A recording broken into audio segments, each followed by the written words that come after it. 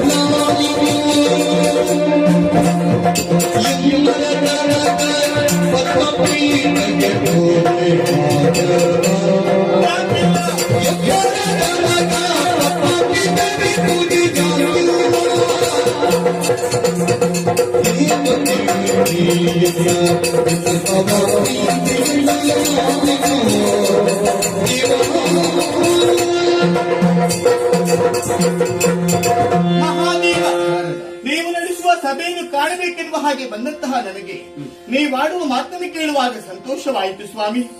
ನೀವೇ ಹೇಳಿದ ಹಾಗೆ ನನ್ನ ಮನದಲ್ಲಿರುವಂತಹ ನೋವಿನ ವಿಚಾರವನ್ನು ಹೇಳಿಕೊಡಬೇಕು ಅಂತ ಈ ಕಡೆಗೆ ಓಡಿ ಬಂದವಳು ನಾನು. ಹೌದು, ಬೇರೇನೂ ಅಲ್ಲ. ಲೋಕದ ಭಕ್ತರೆಲ್ಲ ನಿಮ್ಮನ್ನು ತ್ರಿಮೂರ್ತಿಗಳಂತ ಕೊಂಡಾಡ್ತಾರೆ. ಆದಿಮ ಎಂದು ಏಕಕಾಲದಲ್ಲಿ ವ್ಯಕ್ತರಾಗಂದ್ರೆ ಹೌದು ಅಂತಾದ್ರೂ ಭಕ್ತಾದಿಗಳ ಮೂಲಕ ಪೂಜೆಯನ್ನು ಪಡೆದುಕೊಳ್ತಾ ಇರುವುದು ನೀವು ಮತ್ತೆ ನಾರಾಯಣ ದೇವರು ಮಾತ್ರ. ನನ್ನ ಪತಿ ಬ್ರಹ್ಮದೇವರಿಗೆ ಪೂಜೆ ಇಲ್ಲವಲ್ಲ? ಹೌದು.